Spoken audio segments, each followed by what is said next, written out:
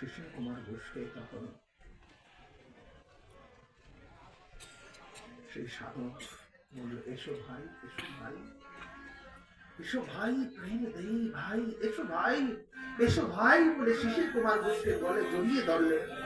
শিশির কুমার ঘোষকে যখনই জড়িয়ে ধরলে যেন কৃষ্ণ ভক্তের অঙ্গ হেরি, কৃষ্ণ ভক্তের স্পর্শ হেরি, তখন শিশির কুমার ঘোষ আগল আগল আগল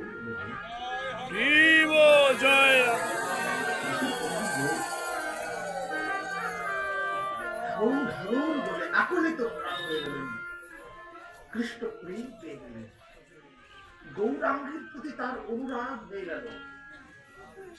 এই যে অমীয় নিমাই চরিত্র, তো তার যদ্যাপি অমীয় নিমাই চরিত্র, গোস্বামীগণ একটু এখান থেকে গোস্বামীগণ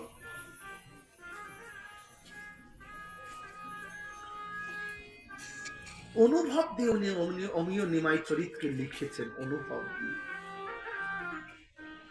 কি গৌর অনুরাগ! তেমনি শ্রী সুখদেব গোস্বামী যখন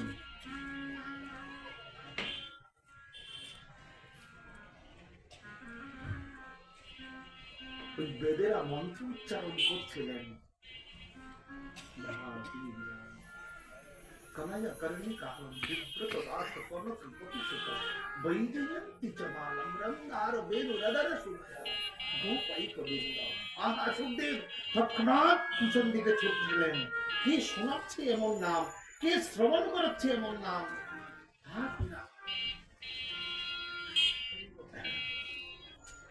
এই শ্লোকের একটা ব্যাখ্যা করেছিল অনেক বছর আগে শ্রী গুরুদেবের সঙ্গে কলকাতায় যাদবপুরে কসবা বলে একটা জায়গা। আমার পরমারাধ্য পরম গুরুদেবের শিষ্যা ছিলেন অধ্যাপিকা রমা বন্দ্যোপাধ্যায়। উনি একদিন এই শ্লোকের 5 দিন ব্যাখ্যা করেছেন। গুরুদেব আমি প্রত্যেক দিন শুনতে যেতাম।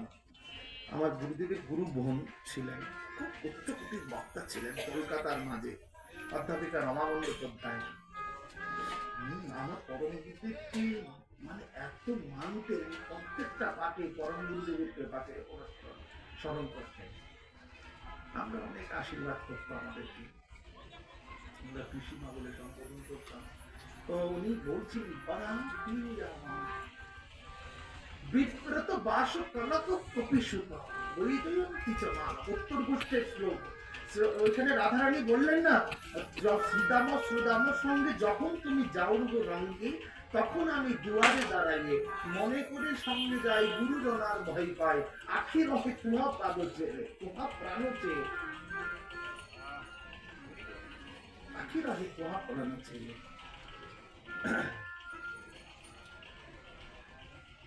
এখানে তখন উনি বলছিলেন ভগবান শ্রী নন্দনন্দন, এই শ্লোকের অর্থে ভগবান নন্দনন্দন যখন গুষ্ঠ লীলা শেষ করে উত্তর সময় সন্ধ্যার সময় যখন ফিরে যাচ্ছেন, বিব্রত বাস কনক কপিসুত বৈজয়ন্তী মালম কনয়া করণী কারম। আস্বাদন মহাজনের শ্লোকে শ্লোকার্থে আহা, তখন বলছেন ভগবান নন্দনন্দন যখন যাচ্ছেন উত্তর গুষ্ঠ থেকে, সঙ্গে সখাগণ রয়েছেন, শ্রীদাম সুদাম বসুদাম বলরাম সবাই রয়েছেন,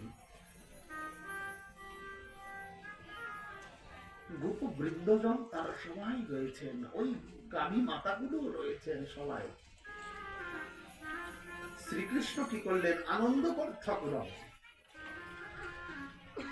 শ্রীকৃষ্ণের যে বাঁশি, কিন্তু 3 প্রকার বাঁশি হয়। একটা হচ্ছে বংশী, একটা হচ্ছে মুরলী, হ্যাঁ, একটা হচ্ছে বেনু।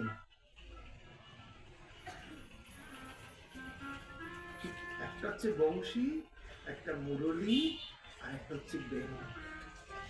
3 রকম বাঁশি বাজান কৃষ্ণ।